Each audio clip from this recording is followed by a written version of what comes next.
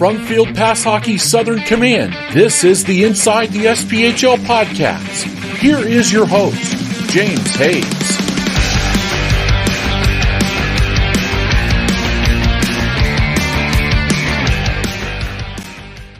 Welcome to this week's episode of Inside the SPHL. It's been a couple of weeks. That's my bad. I'm sorry. I've been a little under the weather one week and just, I don't know. You guys have ever had those weeks where life just punches you in the face? Well, I've had two of those, and I apologize for not bringing you any good content the last few weeks, but I'm back. And as always, I got somebody else that'll make the show entertaining because I know that listening to me isn't really where it's at, and I respect that. But so this week I've been working a little while trying to figure out who to bring on from the storybook team of last season, and they're a solid team this year, solid player. He's a member of the Roanoke Rail Yard Dawgs. Last year was his first full season. He is a native of Chicago, Illinois, an American-born player. You know, I don't get a lot of those guys coming on here. You guys know it's all about Canada. We need to take, as Americans, we got to take this sport, right? No, but anyways, he had a great year last year with Roanoke. You know, he put up 28 points in 27 games, and he's off to a pretty good run this year. He's got 10 points, 3 goals, 7 assists.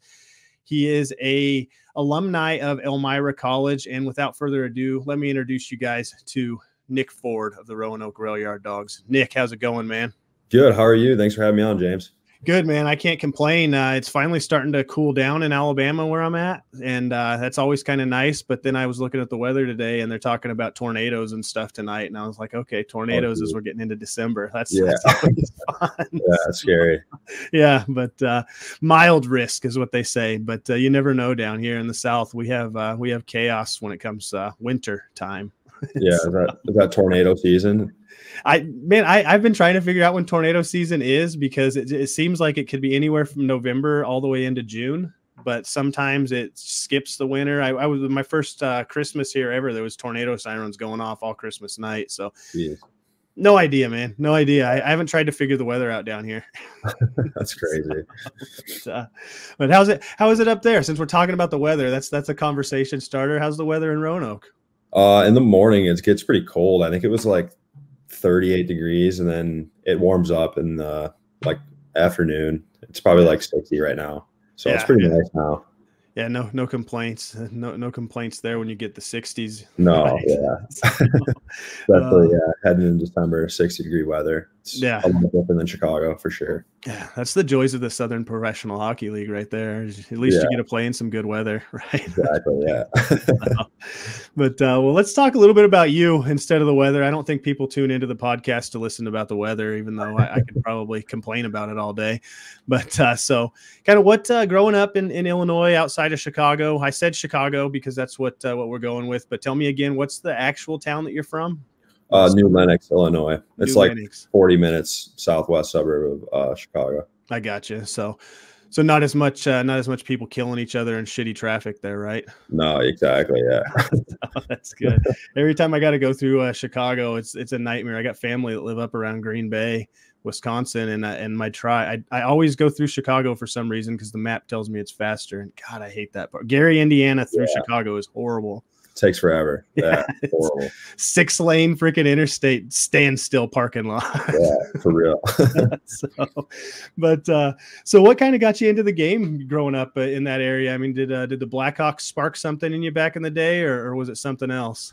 No, it was my dad played, so I started playing when I was like 4 years old. He got me in the rink, and then good timing. You mentioned the Hawks, so it was pretty good timing to grow up being a Hawks fan. Yeah, they went on some runs there, so pretty cool to see. Yeah, definitely. It was and now all those guys are getting ready to go away. I keep hearing trade rumors. I don't know if I can't see Kane in a different uniform. I know, right? Yeah, it would be crazy. Yeah, maybe like Buffalo, but they're not. I feel like at his stage in his career, they're not good enough for him to. I don't know. Why would you go there, right? I mean, yeah, exactly. Yeah. So he can come join the Avalanche. I wouldn't complain there. So I wouldn't complain one bit. Yeah, that'd be a good on that wagon. Sure. So you were skating. I mean, basically, you're Canadian. Then you were born with skates on your feet. That's what you're telling me. But, pretty much, yeah. I played a couple other sports, but it was always hockey that I was playing year round. What were the other sports? Football, basketball, something like that? Yeah, I played basketball for like a year, but kind of just I dipped my toes into a lot, like lacrosse. I played baseball for a few years, but yeah, nothing was as fun as playing hockey, so I stuck with that. That's right. I mean, hockey's got the best of everything you just labeled right there. I mean, you got the endurance or the speed of basketball and the hand-eye coordination of baseball. So why not mix the two and play a good sport? Exactly. And then you add in the hitting with football, and you got the perfect sport. Yeah, it's a little mix of all of them. So when were you playing competitively? You know, then in like Pee-wees back then.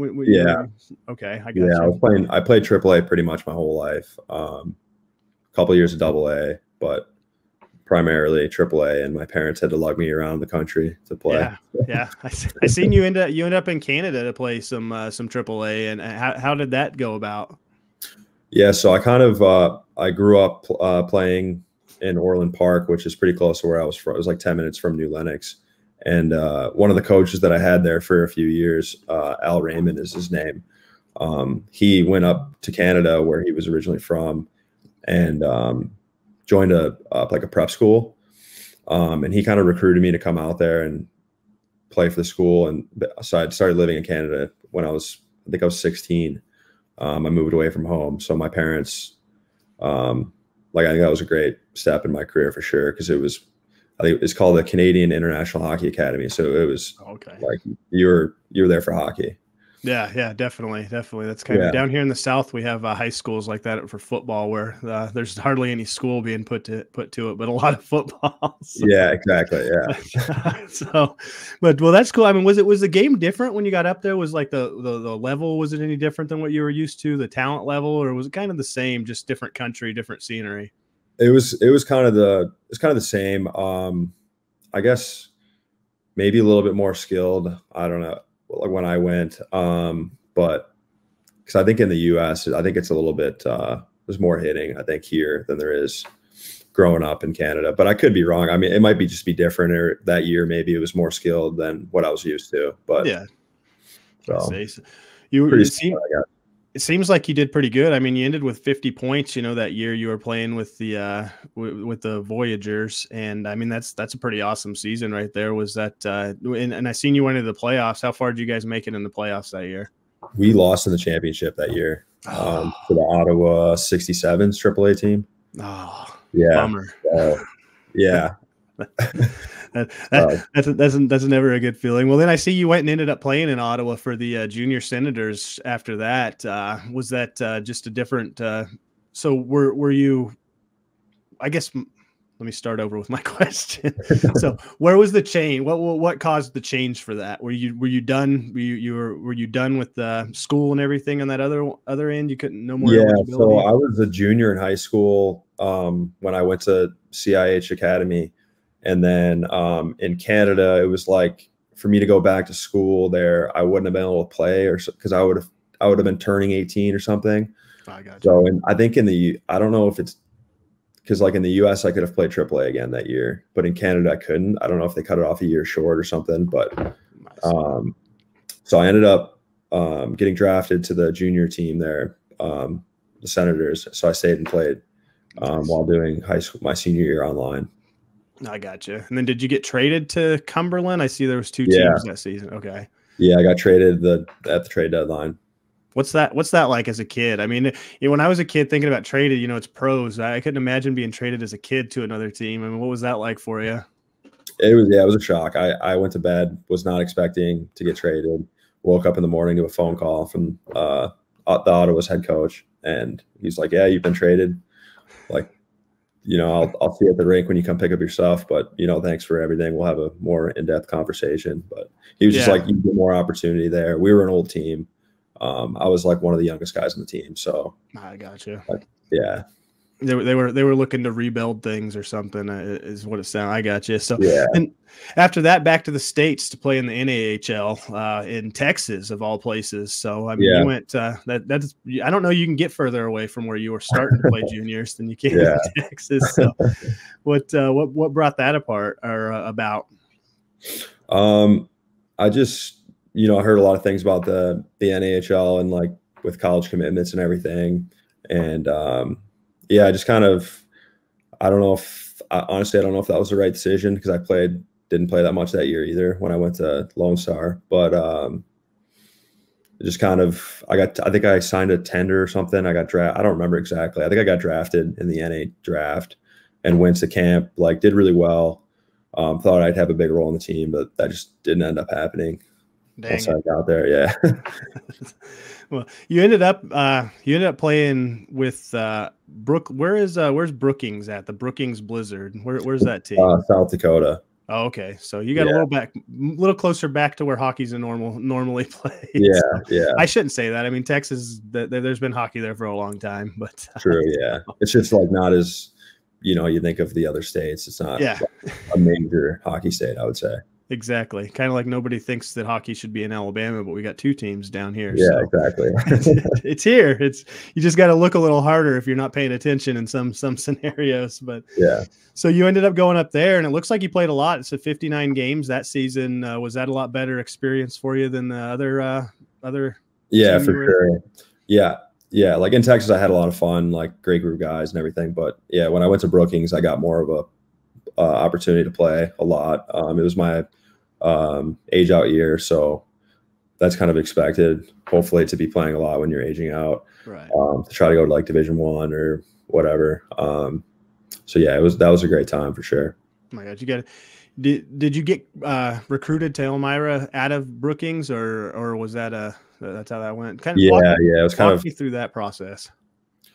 Well, I was kind of like a D1 or bus guy, and then like towards the end, it was kind of looking like I wasn't going to go Division I. Had maybe a chance to walk onto a team, but I didn't really want to potentially pay like $50,000 a year to not play. Right. So I just decided to go Division III and have a huge role right away and play a lot all 4 years rather than sitting on the bench for the first couple of years and then maybe play when, towards the end of the college career. And there's no shame in Division III hockey. I think a lot of people are starting to realize here in the past probably 5-6 years, maybe even longer, that Division III hockey it's very competitive. It's good quality hockey. There's not a whole lot of difference. There's just a lot of talent out there, and there's not enough schools in Division I for everybody playing, is the way I kind of look at it. So yeah, exactly. So tell me about your time in Elmira. It looks like you had a pretty good, solid college career there. I mean, you were putting up good numbers according to what I'm looking at in front of my face. I mean, kind of tell me about that experience up there. It was great. We came in, my freshman class was originally 20, and then it dropped down to 16, I think, my sophomore year. And then I think we graduated with 11. So we kept like pretty good amount of our class. So it was really fun playing with the same guys, like pretty much for 4 years. Really cool, and like made a lot of friends out of that. And we went on a couple like good playoff runs, never won anything, but we lost in the championship my sophomore year. So dang it, man.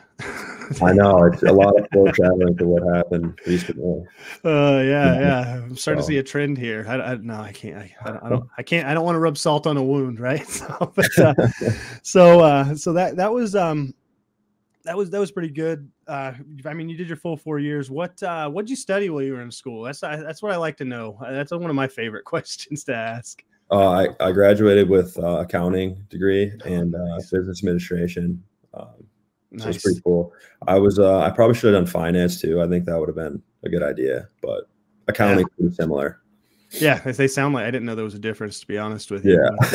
Yeah. I don't know that I've talked to a guy that's done accounting that's a hockey player. So that's you get business is always something everybody tells me they did. That's like an athlete go-to right there. Business and communications, but accounting. I mean, that's cool. I mean, did you kind of have an idea of what you wanted to do if hockey wasn't going to work out, or you just? No, I had no idea. I was kind of doing business because like you said, that's what everyone does. Like hockey guys, they go business. And then I realized that I should probably try to pursue something more than just a business degree.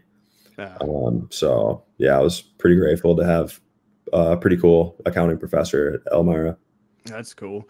Did then after you graduated that year, you jumped right to the ECHL with the Florida Everblades. Did they call you right as the final game? You know, the horn when you went to the locker room, was your phone ringing? That's how I imagine this played out? No, I mean, I wish that's how it played out. It was more so like our season ended, and then like my coach was making a couple calls, and then I was just kind of reaching out to everyone I knew.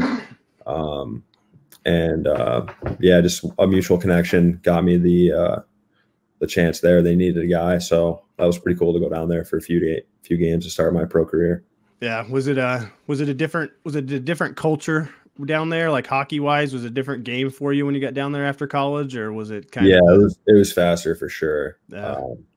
Yeah, it was a big, and honestly, the weird part was wearing a visor again, like wearing a cage in college for 4 years, then you're putting on a visor. Yeah. Tell me about the cage, man. I always wonder. I've never played with a cage on, because I was never any good at the game, so I never got to play in a league where you could wear cages. So, tell me about it. It just seems like it'd be a pain in the ass to wear a cage while you're playing. Yeah, especially like you go from like growing up, you're wearing cages, and then like you go to juniors and you're wearing visors again. Yeah. And then you go to college and you put back a cage on. It's like the first year sucked. Like you're getting used to like seeing through the cage again.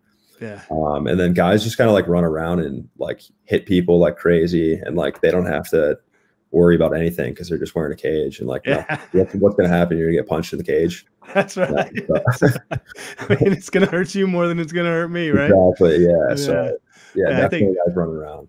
Yeah, I think they need to do away with that in the NCAA, but I don't know that we'll ever see that happen. But so I don't think so. Yeah, it'll make the game a little more honest, if anything. I mean, I've watched a lot of college hockey, and I've seen some questionable plays by guys that I don't think they'd have done if somebody could punch them in the face. Yeah, exactly. Yeah, I think the Canadians are doing it right because they can wear visors in their college. Yeah. So I don't know. Maybe we'll see that change, but oh well. That's in your past. You don't even care anymore. So you don't have to deal with it. Then that next year you went to Pensacola for a little bit, and then let's see, it has you down. Yeah, I only got you as one game. Is that right? Yeah, that's right. Yeah, I went down there for camp.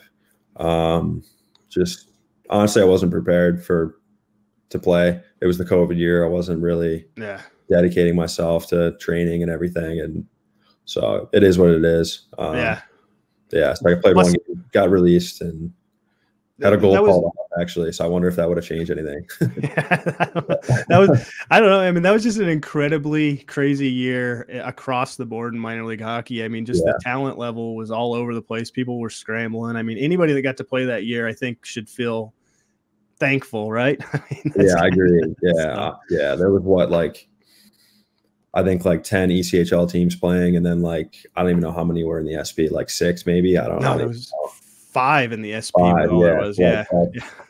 That's like 80% of the job's gone. Yeah, whole year. It's crazy. Yeah, it was insane. And then there was guys playing in the SP that I've never seen play in the SP since. I mean, we got guys like Collins that got his start there, but he'd never come back. Logan Nelson. There was a lot of guys. Macon was loaded with ECHL guy. I mean, it was a crazy year. Yeah, exactly. But, so then you finally found your home this last year in Roanoke, and kind of finally settled in. I guess I'm putting words in your mouth. Does it feel like it's home to you? Yeah, for sure. Yeah, I think I would definitely call Roanoke home. So were they the only team kind of actively coming after you last year heading into the preseason, or did you have a couple options on the table? You don't have to name any names. Yeah, I had a couple options, but I had my best friend growing up is also on the team, Matt O'Day. So he kind of connected me with Dan Bremner, and I just really liked our conversation we had over the phone. So that's definitely why I went with Roanoke. I got you. Well, and it worked out. I mean, it was a hell of a year. You had a couple of call-ups. You spent a considerable amount of time in Jacksonville with the Icemen in the ECHL. Before we get more into the Roanoke talk, let's talk a little bit about your playing time in Jacksonville. How was that? I don't know what that question I was about to ask was, but just kind of walk me through your experience down there in Jacksonville. It's a Florida ECHL team, and everybody always loves playing in the Florida ECHL team. So just kind of tell me about that then. Yeah, it was last year there wasn't a ton of guys around. I know teams were struggling because you get COVID, you're out for 2 weeks, so guys would be coming and going all the time. So I think it was kind of one of those situations where with the Rangers, they had a couple injuries and a couple guys get COVID. So then all of a sudden 4 guys from the AHL team go up, and then 4 from the coast go up. So they needed a guy, and originally they told me it was just going to be for the 2 games. And I played the 2 games, played really well. And then they were like, hey, listen, like you're going to stick around for a little bit longer. So, I was there I think the first time I was there for like 40 days or so, 45 days. And I was living out of I eventually went and bought some clothes, but like I was living out of a backpack for a while. That's all you brought. Yeah, they said 2 games. You brought a weekend bag, right? Exactly. Yeah, I had nothing with me. Oh, that's awesome. Yeah, that's a good problem to have, though, right? Yeah. So, but then back to Roanoke. I mean, the season with Roanoke was such a crazy up and down season with you guys. I mean, there was a stretch where you guys, I think, lost 8 in a row. And then there was a stretch where you guys were just stringing wins off like crazy. For a while, people were wondering if you guys were going to be in the playoffs. And I think on this podcast, I was saying, yeah, I think Birmingham will probably knock out Roanoke in the playoffs. And look at me now, I'm the idiot. But, but I mean, it just, just kind of tell me about that regular season, just the battle you guys as a team went through all the way to clinching that final play, or not the final playoff spot, but the playoffs. Yeah, it was the final. Sorry, I'm confusing myself now. No worries. Yeah, it was a roller coaster year for sure. I think we started off like the first 8 games of the year, we were like 0-2-4, but like we were playing really well. We just like weren't seeing the results. We kept losing games in overtime and shootouts. Yeah. So, I mean, you turn that around and we're, what are we, like 4-2 maybe, like if we win a couple of those in overtime, shootout. And then we got hot like before Christmas, and I think we were in like 3rd place in the league or something. Yeah. And then all of a sudden we lost, like you said, 8 in a row. I think the total like streak was like 2-16-1. Yeah, that's rough. I was like up and down throughout the whole thing. So like for me, I wasn't one of the guys who had to like for that streak show up at the rink every day. You know what I mean? Like I'm in Florida, I'm in New York, wherever. So obviously like I talk to the guys all the time, and it was like pretty tough to it's hard when you're losing like that, especially when you're really not getting killed, like you're outplaying teams or for whatever reason, you're just not getting a bounce. But coming back into that losing streak, we knew we had the whole year, we had the right guys, and Brem stuck with the guys, the core. Like he easily could have, traded a few guys and people would have been like, okay, that makes sense. Like they were struggling, whatever. But I mean, it showed. He stuck with his guys, and towards the end of the year, we were trending up and got hot at the right time, and that's really all that matters, making the playoffs and getting in. Yeah. As long as you're one of the top 8, I mean, it doesn't really matter what your record is. It's everybody starts out 0-0 when the playoffs start. Yeah. So I remember one game you guys were playing last year. It was early on in the year. You guys came to Birmingham, and Birmingham went up like 4-0. It seemed fairly quick on you guys, and you guys came back, and the game ended in overtime. It was like a 7-6 game, and it was insane. And that was when I was like, wow.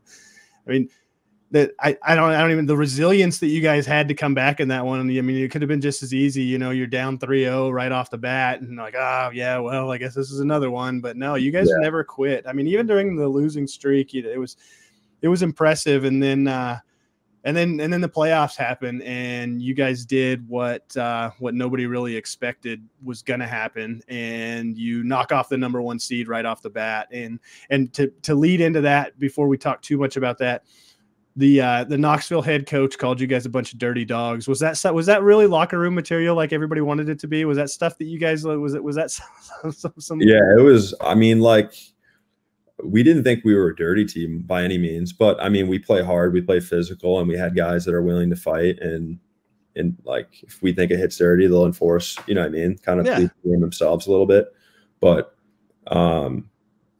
I mean, we thought it was pretty funny. It definitely, like, it gave us something to rally around for sure. Yeah. But I think even if he didn't say that, I think the same result would have happened for sure.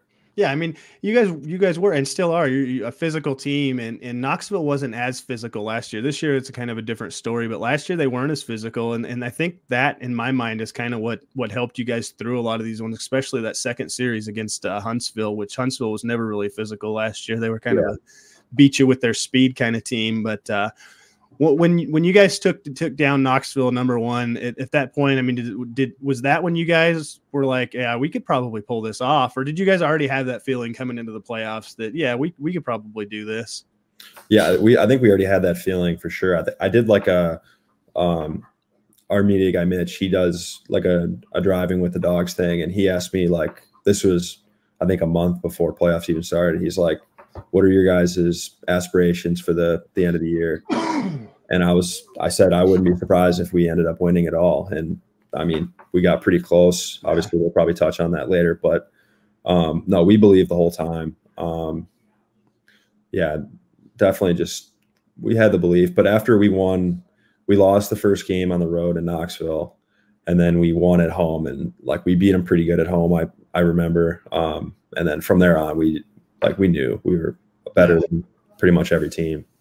Yeah, I mean, because you went in and you handled Huntsville pretty easily, and all year long, Huntsville was the team. Everybody was saying, I mean, from the beginning of the season to the playoffs, Huntsville was, if there was Vegas odds on the SPHL, Huntsville would have been the team that Vegas was saying was going to win it all. And you guys kind of just made easy work of them. And I mean, what do you think? Am I close? Did it seem like maybe the physicality of you guys' team, was that something that you would credit a lot more? I mean, I know the skill was there. I mean, you got, Mac Jansen can score goals with the best of them out there. And I mean, so, but do you think the physicality might have been some of the deciding factor in that Huntsville series?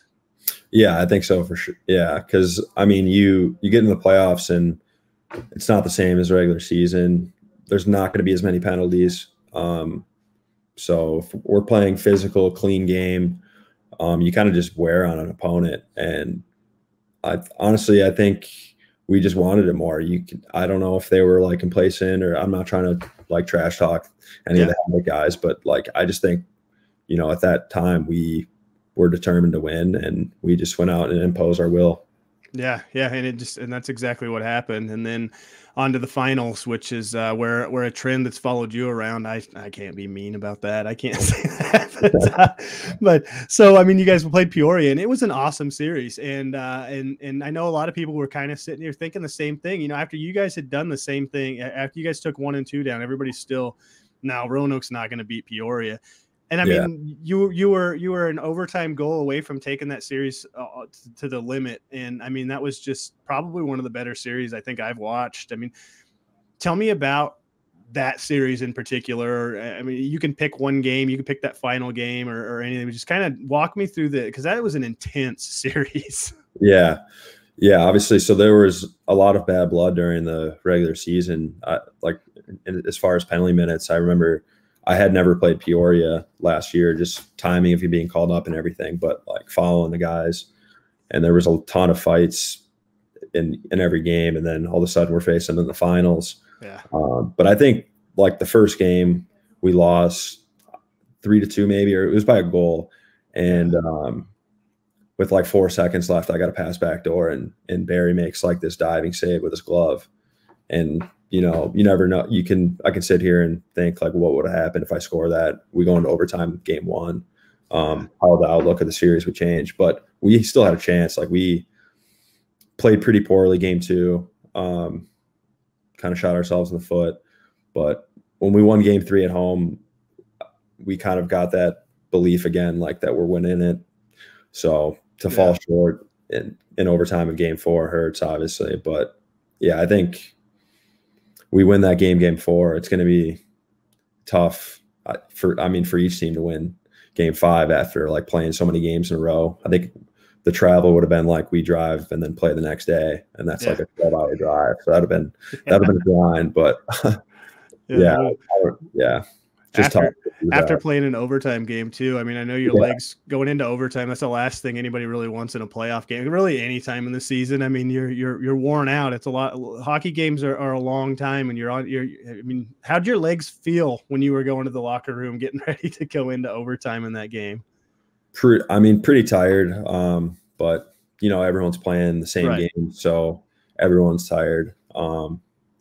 But I think also another huge thing with that is game 3, Matt O'Day took a shot to the face and, broke his cheekbone, so he couldn't play game 4. So that's a huge loss for us being how like a great defenseman he is. Right. But like, not making an excuse, obviously. No, but it's a factor. It's a factor for sure. It's a 1-goal game. You never know. He's a guy that can create and defend a lot, like a positive 2 goals a game or something. You know what I mean? So. Yeah, definitely. I mean, he's a huge addition. So you said that he's been a friend of yours. Did he grow up in the same? You guys kind of grow up together, or he grew up in Mokina, which is literally like 8 minutes from where I was. Okay. He's a year older than me, so a couple of years we played together. But we were always at the rink, seeing each other, stuff like that, hanging out outside of the rink. Nice. So it's pretty cool that like now, fast forward, 18 years, and now we're playing together professionally. Right.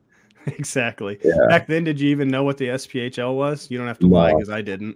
No, I didn't. I honestly didn't even know what it was until like probably my junior year of college. Yeah. So, but hey, it turns out it's just my snobby self. Back then I probably would have thought the SPHL was nothing, but now that I've been around it all these last few years, I mean, it's just as good a hockey as the hockey I grew up watching. I watched the CHL back when that's what the Colorado Eagles were, and I think those are equal leagues to what the SPHL is. Yeah, so. For sure. Plus, you see like all the call-ups guys are taking, or even the guys that say no. Like there's a bunch of guys that don't take call-ups, but they can easily play in the ECHL. Yeah, Dev, you're absolutely right there. So kind of this year, I mean, you guys are kind of back. It's almost, for me, I feel like it's almost like deja vu this season. You guys are kind of up and down to start the year. I mean, kind of tell me about this year. What you see from it so far? If you look at our losses, I think maybe one of those losses we got outplayed in that we just weren't prepared for. But the other 3, I think a few of them were up 2-0 and we blow the lead, or up 2 goals, we blow the lead. So I think it's just finding like the consistency that you need towards the end of the year when you're going to the playoffs. You get up a goal, like you can't lose that game. Yeah. But I think if you're looking like at our shots and like shots for, shots against, we're outplaying the majority of teams. And I think we're letting up the least amount of goals, pretty sure.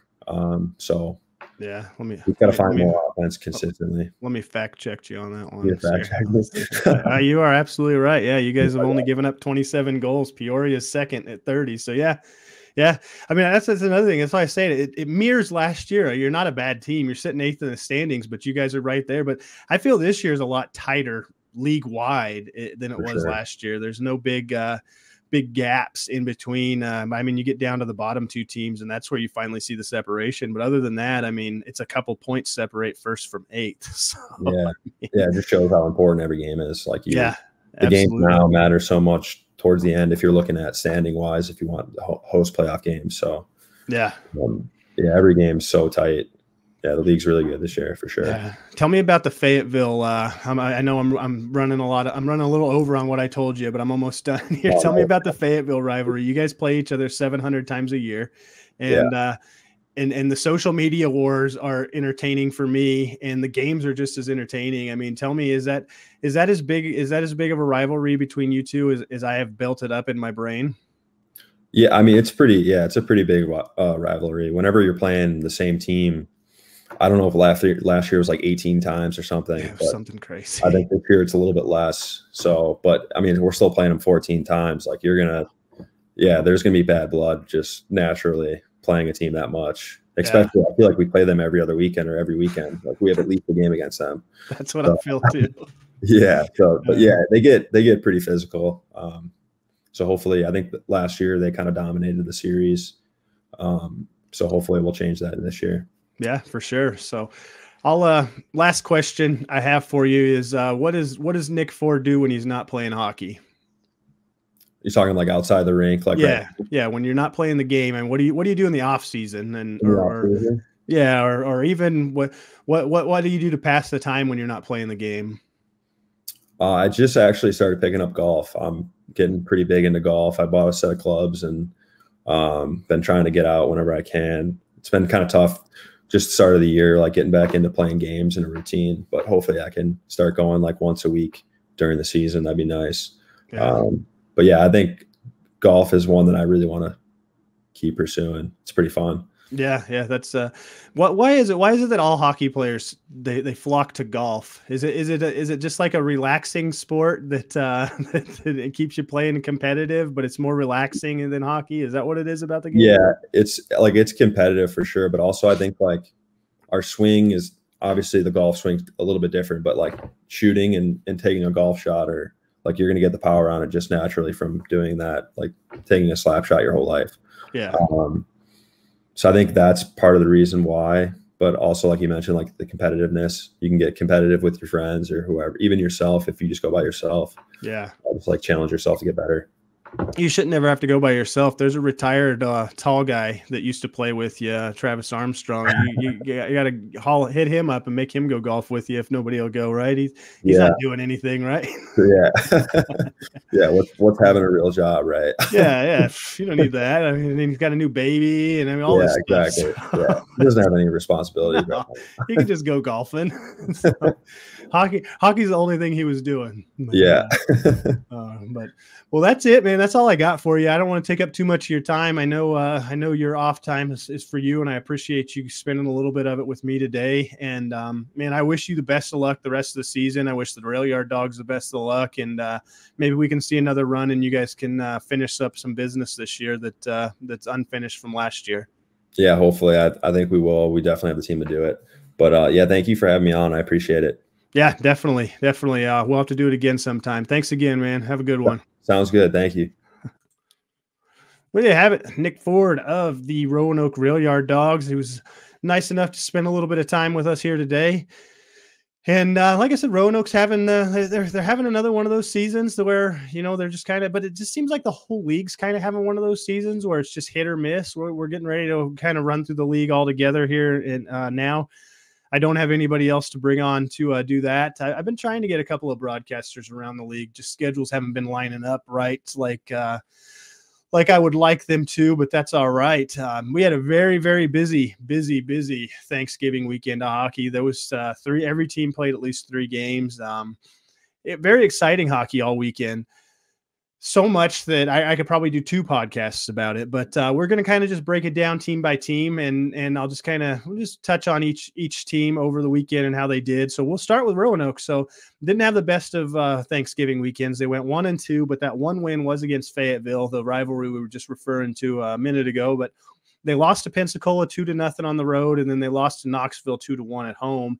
And then that 5-1 win against the Marksmen at home. That was a big one. Right now they're sitting 8th in the standings at 6-4-1-1.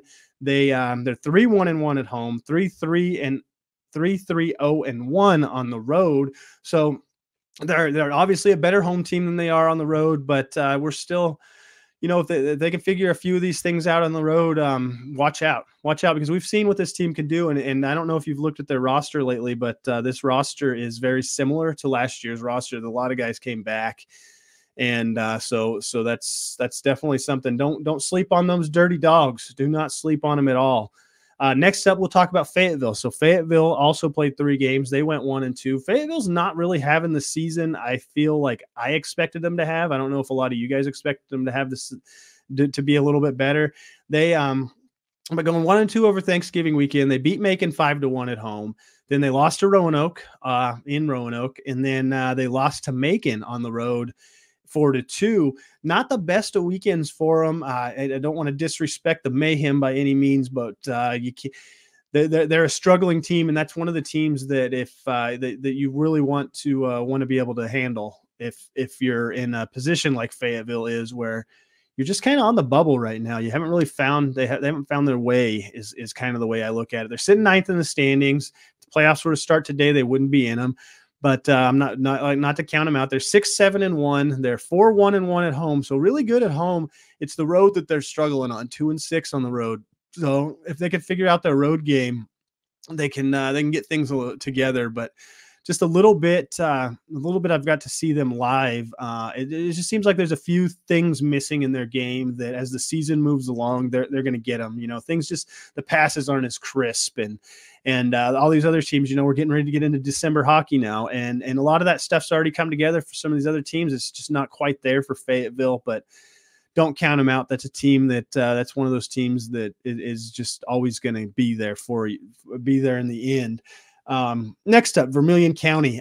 There was news this week that Vermilion County has parted ways with TJ Sarcona, the head coach. So I do not have any information as of now of who the fifth coach in franchise history will be. But as of right now, there is no TJ Sarcona. That is confirmed on my end. I can say that with 100% certainty that he is gone after this past weekend. I don't know why. I don't know. I mean, that's the team. The team's been struggling, obviously, but I don't know. I don't know if he was the scapegoat, if that's how it works out or what. I don't know. No, I don't have any details other than he is no longer there. But we'll talk about their game. So they lost to Quad City 3-1. They played 4 games, by the way. They played 4 games in 5 nights, I believe, 5 or 6 nights. They had a very busy week. But fortunate for them, they were at home all 4 games. So I mean, if you're going to have to play 4 games over a holiday, at least you get to do them at home. So, like I said, they lost to Quad City 3-1. Then they lost to Birmingham 3-2 in a pretty close one. And then they lost 7-2 against Birmingham. And that was not a close one at all. And there's something about Birmingham playing in Vermilion County that brings out some offense in at least one of those games. We'll touch a little more on that when we get to Birmingham up next. But then they lost to Evansville 4-2. Right now, they are sitting 11th in the standings, and that is last place. They are 2-10-1. They are 1-7 at home and 1-4 on the road. They've played most of their season at home. I don't know. I don't know what it is. I don't know what's going on. They've got some good talent up there. I thought they had a good coach up there, but like I said, I don't know what's going on with that situation or any of that. But I don't know. Maybe some fans need to go fill those seats. If you're a Bobcat fan and you're listening to this, tell all your friends about it. I've seen the attendance at those games, and I don't like it. I don't like it one bit. 400 or 500 guys, 500 people at the games. You got to be out there. You got to support your team. If you want them to stick around, you got to be there. And I mean that you guys are the real funds. Us as the fans, we are the real funding for these teams. You know, you show up, you buy the seats, you buy the season tickets and all that. If nobody's sitting in the seats, nobody's going to be able to keep this thing going. Look at NHL franchises that are gone. Atlanta, they have lost a couple of NHL teams because the seats just don't get filled.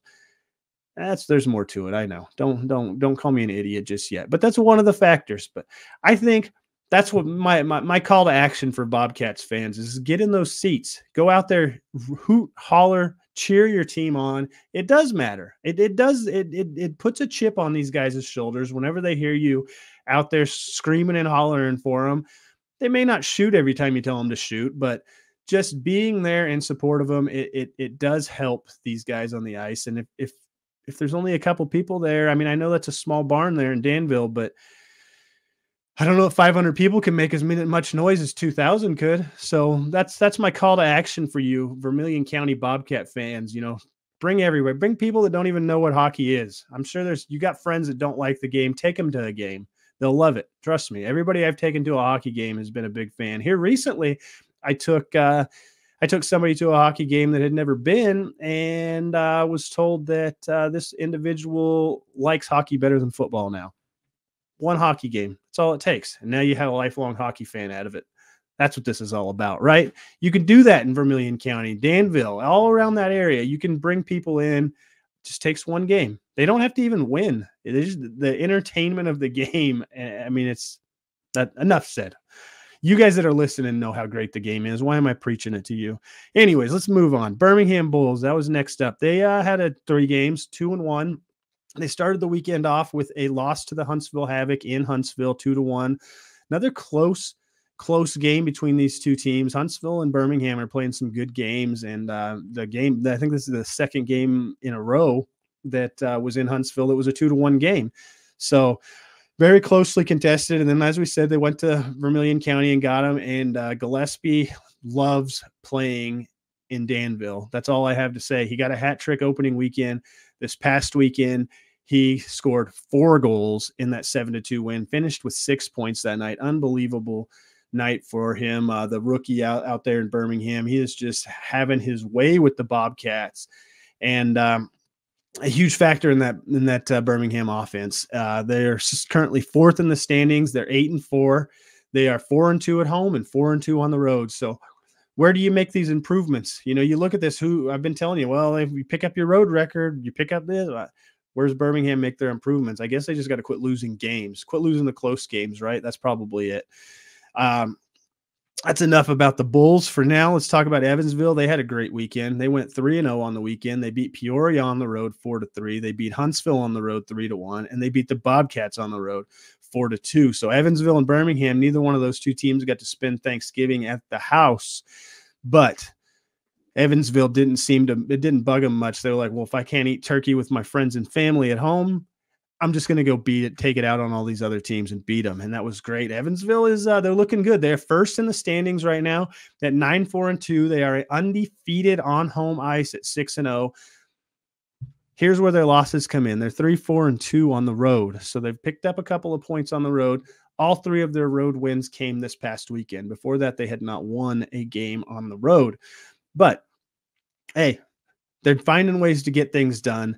They have played more teams than everybody else in the league. They've currently played 15 games. There's a couple teams that have played 14. I think it was Fayetteville and Pensacola. And then Knoxville, who's currently in second place. That is 3 more games than they've played. That is 2 more games than Knoxville, who's in second place, and 3 more games than third and fourth place. But I'm not taking anything away from them. I'm not saying that's why. I mean, yeah, that's why they're number one. Obviously, they've got more points in the standings, and more games will give you more points if you make the best out of those games. But this is a good team. Don't kid yourself. That is what I'm saying. So that's it on Evansville. Let's talk about Huntsville now. So they played 3 games, 2-1. They beat Pensacola on the road 4-3. They beat Birmingham, as we talked about, 2-1 at home. And then they lost to Evansville at home. And Huntsville, they're off to a slower start than what we're used to seeing these last few years, right? Last year they started out in a barn burner, just busting off a bunch of wins. But this year they're a little slow. They're 6th in the league right now. They're 7-5, 4-2 at home, 3-3 on the road. So I mean, and they're losing close games. I mean, they're 3-1's a close game. 2 goals isn't big in hockey. We've seen that, and we'll talk about that. We'll talk about 3 goals leads as we move on a little bit here. But Huntsville is they're not. I don't know. I don't really know what to say about them. I don't know. I don't want to say that they're a bad team, but maybe they're on the backside of this. I don't want to call it a dynasty, but their dominance they've had in the league over the past 5-6 years. Maybe they're on the backside of that with this roster, but they're bringing in these younger talent and they're replacing it as it is. So I don't know. I mean, I'm still not counting them out. It's the Huntsville Havoc, and they are. This is DeTulio's final year as a head coach, so you know that those guys that have been with him for a long time are going to play their best and do whatever they can to get this team where they can at the end of the season and where they want to be. Next up is the Knoxville Ice Bears, 2-1 on the weekend. They beat Roanoke on the road 2-1, beat Pensacola at home 4-2, and then lost Pensacola 4-3. This is a team that shouldn't shock me, but has shocked me this year. I thought with a couple of key roster players not coming back, and 2 of those going to play for the Bulls, a few players here and there, a coaching change, I was really thinking there was going to be some fall off from what we've seen last year with this team, and there really hasn't been. Right now, they're second in the league. They are 4-2, 0-2 at home, and they're 4-1 on the road. They're a tough team to beat. They are a resilient team. They find ways to make it happen. They've got this good mix of veteran players along with young players, and they're going to be tough to play all year long. I mean, depending on call-ups and how this roster looks throughout the year, if it stays the way it is right now, Knoxville's one of those teams you don't want to play. I don't know. That's weird to say. I feel like nobody that's in the league doesn't want to play somebody, but it's one of those teams, I guess, as a fan, you don't want to see because you know they're good and you don't want to. And all of it, everybody wants to, as a fan, wants their team to beat everybody 10-0 in a hockey game, right? But we'll move on. Macon, next up, 3 games. They went 1-2 on the weekend. They lost Fayetteville, as we said earlier. They lost 5-1, and then they beat Fayetteville at home 4-3. And then they lost to Pensacola in a insane game, 6-5. That was in, what do I got? That was in overtime that they lost that game. Macon went up 3-0 in this game, 3-0 in the first period. And then the first period ended 3-3. This game was just goal after goal after goal. It was where there was no defense. I don't know where the defense went for this game. Maybe they were tired. They were still full of turkey. I don't know how that worked out. But it was just an insane game. And Macon came out on the losing end of that, but not for a lack of trying. That was probably one of the best offensive performances I've seen Macon put on in quite a while. Going back to last year even. So that's a bright side. That's a bright thing to look at for the Mayhem. If you're a Mayhem fan, that's it's been a rough season. Right now they're 10th in the league. They've only got 2 wins. They're 2-8-2 with a 1-4-2 home record and a 1-4 away record. But you got to pull the positives out of this, right? Pull the positives out. That was good. They can score, and Pensacola is not a pushover, and they were able to do some damage in that loss to the team. So that's it. Let's talk about Pensacola now. They were all on the road again. They didn't get to spend any Thanksgiving time at the house, so they went 2-1. The one loss was to Knoxville when they lost 4-2, and then we talked about the 4-3. It was a shootout victory over Knoxville actually, and then a 6-5 overtime. So they played some extra hockey. Currently 7th in the standings at 7-7, 4-3 at home, 3-4 on the road. This is a team I said this last year too. This team is just quietly good. They're going to hang out there. They're going to quietly good. Here's a couple of stats to show you why I think this team is better than what their record shows. They have the best power play in the league. They're at 28.8%, and they have the second best penalty kill in the league at 82.9%. The special teams, I've been saying this a lot this year. They play a huge factor in this game. I don't know if you knew that. I feel like you do. You're all smart hockey fans, but that's why this team is just, the special teams is huge on this team. And they're finding ways to win games, but they're just kind of floating at 500. But I feel like this team, there's just something there's one thing that's missing is what I'm saying. And once they can figure out what that is, and I don't know what it is, if I knew, I'd be a coach for a hockey team. I wouldn't be sitting here talking about the games, right? But so Pensacola is looking good right now. They had a good holiday weekend. And sitting 7th, still in a playoff spot, in the way too early to really talk about playoff spot part of the season. Next up, we'll go Peoria. They also 3 games. Like I said, everybody played at least 3. They went 2-1. Their one loss was to Evansville at home. They lost 4-3. Then they beat Quad City twice. They beat Quad City 3-0 on their own ice, and then they beat Quad City 3-2 in the not Tax Slater Center. I don't remember what it's called anymore. I'm sorry. Forgive me. But I don't remember. It starts with an A. What is it? No, I don't know. Anyways, Peoria is looking good. They started off slow. Remember, everybody, oh, Peoria, they're not going to be that good. Yeah, well, Peoria's 3rd in the standings now. They're 8-3-1. They started off slow, losing to Quad City on the opening weekend. That's what slow is. But they are a road warrior team, and this team is freaking resilient. Oh, my goodness, is this team resilient. I don't know how many times I have seen this team go down, and you're like, oh, they're out of it. They're out of it. And then boom, all of a sudden they win the game. They just come back. They don't care if they're down. They can play from behind. They'll play on the road. Like I said, 5-2 on the road. Most of their games have been on the road. And they're just looking good. They're looking good. They've only lost 1 game in regulation at home too. But a good team in Peoria. I'm probably going to have to bring one of those guys on here pretty soon. And you guys can all hate that, because I know that the hate for Peoria is real in this league, and I feel like that's just because of a couple of fans that people blame the whole team for a few fans. But I do have something funny I want to talk about. I read a lot of stuff on the old interwebs, and I remember seeing everybody basically calling Levine washed up, done. They need to get rid of him, and he's no good anymore in Peoria. He's aged out, blah, blah, blah. Churchfield needs to be the starter. Obviously, Churchfield has had a great weekend, or had a great season so far. He's been winning games for him. Well, Churchfield's hurt. Levine shows up, gets a shutout. How about that? Everybody told him that he needs to pack it up, hang his skates up. The dude goes out and gets a shutout. So, yeah, I'm usually the one eating crow, but everybody that said that he needs to go away, you need to eat crow now. Just suck it up and do it. I got to do it all the time.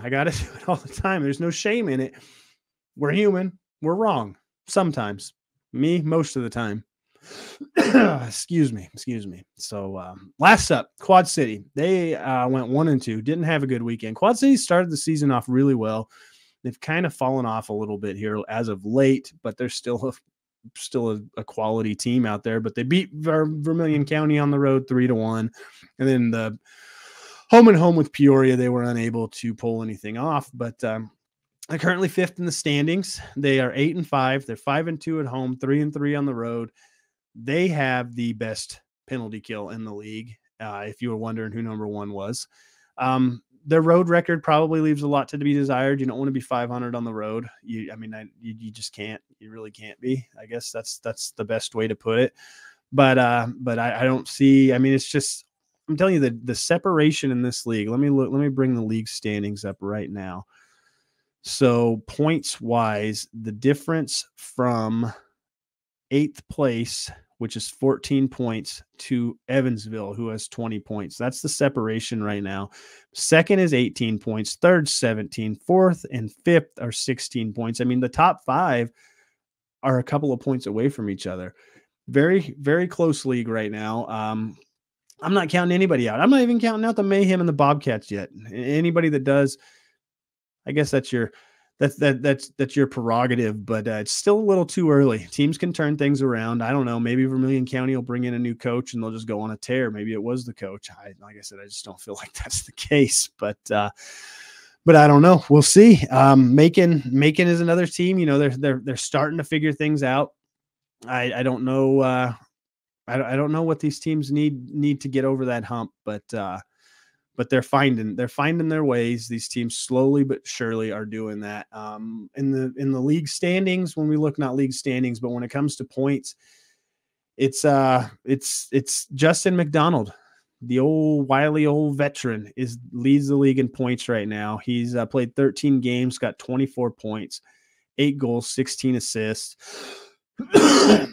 Just insane. Sorry, forgive me if I keep coughing. If I did that if I put it on mute every time, the half of this podcast would probably be muted. I was recently immunized, and that was one reason that I've been out for a while. And the immunization I got made me pretty dang sick, and so I'm still recovering from that. But back to what I was saying. Justin McDonald leads the league in points, and then Gillespie, the guy I was telling you about in Birmingham, who just loves to score goals against the Bobcats, is sitting second in 22. He's got 10 goals, 12 assists. He is tied for the league lead in goals with Brady Florent of the Ice Bears. They both got 10. And then we got a lot. It's a close scoring race so far. So far, it's pretty close. Let me bust out the goalies. I had notes written down, but I apparently didn't save my notes because I'm bad at my job. But top goaltender in the league as of now is Ben Churchfield, who is on the 21-day IR. But he's played 5 games and only 7 goals against, 1.69 goals against average. He's looking good. Hopefully he can get healthy and quick, maybe get off that IR sooner, because you hate it whenever a player's hurt. And then Kevin Ressup. And I don't know if I'm saying that right. I really, really know how to say it, but I always forget when it comes recording time. He's a 1.74, 7 games played, and 11 goals against. And that's Quad City's goaltender, if you are not familiar, but you were, because you guys are all intelligent SPHL fans. But that's it. And then Raudebusch is the 3rd best goalie. We've got some good goaltenders, Latinovich and Huntsville, and then you got Hayden Stewart. I mean, each team seems to have somebody up there. Their starters it's looking good. Let's look at some top rookies in the league right now. So points wise, it's going to be Jordan Martin is the top rookie. I guess Gillespie's not a rookie. I guess I keep saying he's the rookie, but he did play a pro season elsewhere abroad. But Jordan Martin is the rookie leading in points with 7 goals, 7 assists, 14 points. Tied, though, with Matthew Barron of Evansville. Evansville's got a couple of real good rookies. You know, Matthew Barron and Brendan Harrogate. Probably said that one wrong, too. But they're all – that's your top 3 in rookie scoring right now. But like I said, I don't know. There's just so much excitement, so much action in this league this year. And I hope you guys are enjoying it as much as I am. I feel like this year is a lot closer of a season between the teams. I feel like the games are it's good quality product on the ice. You guys are always going to complain about the refereeing. I hear it at every game I go to. Everybody thinks that these refs should go away. They're horrible. They need fired. They need fined, blah, blah, blah. But at the same time, I have all the respect in the world. These guys, they're getting yelled at by fans and they're getting yelled at by players on the ice. And this is the SPHL. It is not an NHL goaltenders. These guys they're working their way, trying to work their way up the ranks, just like the players are. So give those guys a break. All right. They're not bad people, but that's it. I don't think I have anything else to ramble on about right now. I feel like that's pretty much it for the week. Like I said, I apologize for not being here the last couple of weeks, but I'm back, and there will be another episode next week. We're going to get this thing rolling again, unless, of course, I get really sick again, which I don't foresee that. I just don't think that's going to happen, but nobody ever plans on that, right? But anyways, while I ramble on, that is it. I'm done with you guys for this week. You guys are done with me. Hope you enjoyed this episode. Hope you enjoyed Nick Ford. Make sure you're subscribing to our YouTube page. Make sure you're liking our stuff out there. Go to fieldpasshockey.com, read our articles, look at our galleries. We got it all. We are your premier, I think that's the right word, source for minor league hockey. Nobody else covers minor league hockey like we do. Nobody does. I just want you to know that. There other people out there might be trying, but nobody does it like us. So go check us out. We're on Twitter, Facebook, everywhere you can imagine. Go check it all out. But that's it. That's all I got for this week, and I will see you guys next time. You've been listening to the Inside the SPHL podcast. Got a topic you'd like discussed? Follow James on Twitter at FPHBulls. For the latest news on the SPHL and the rest of minor league hockey, download the Field Pass Hockey app, now available in the Apple and Android app stores.